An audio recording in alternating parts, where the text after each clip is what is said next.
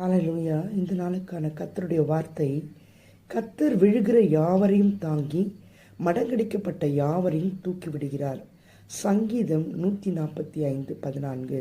ஆம், தேவனுக்கு பிரியமான ஜனமே, இந்த காலை வேளையில் கர்த்தர் சொல்லுகின்ற ப்ராமிஸ் என்னவென்றால், விழுந்து போகிறவனை தான் கர்த்தர் தாங்கி பிடிக்கிறவராய் இருக்கின்றார். எனக்கு பலன் இல்லை, இந்த பிரச்சனையை, இந்த போராட்டத்தில் இருந்து என்னை வெளியே கொண்டு வர முடியாது என்று நினைக்கின்ற தேவனுடைய பிள்ளைகளே, இது மிகவும் பெரிதான காரியம் என்று நினைக்கிறீர்களா?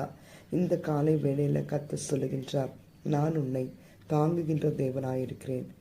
நீங்கள் இந்த காரியங்களில் வெற்றி பெறக்கூடாது என்று சத்துருவானவன் உங்களுக்கு எதிராக பல சதி திட்டங்களை செய்கிறவனாய், அவருடைய பிள்ளைகள் மடங்கடிக்கப்பட வேண்டும் என்று நினைக்கின்ற அப்படிப்பட்ட சத்ருவின் கிரியையிலிருந்து கர்த்தர் உங்களை பாதுகாத்து, நீங்கள் தாங்கி பிடிக்கப்படும்படியாக, நீங்கள் தோற்று போகப்படாதபடி, கர்த்தர் உங்களை விழ பண்ணாதபடி எழுந்து நிற்க செய்கின்ற தேவன் இந்த வேளையில் உங்களை நடத்த வல்லமை உள்ளவராயிருக்கிறார். ஆம் தேவனுடைய பிள்ளைகளை, அதை விசுவாசிப்போமா?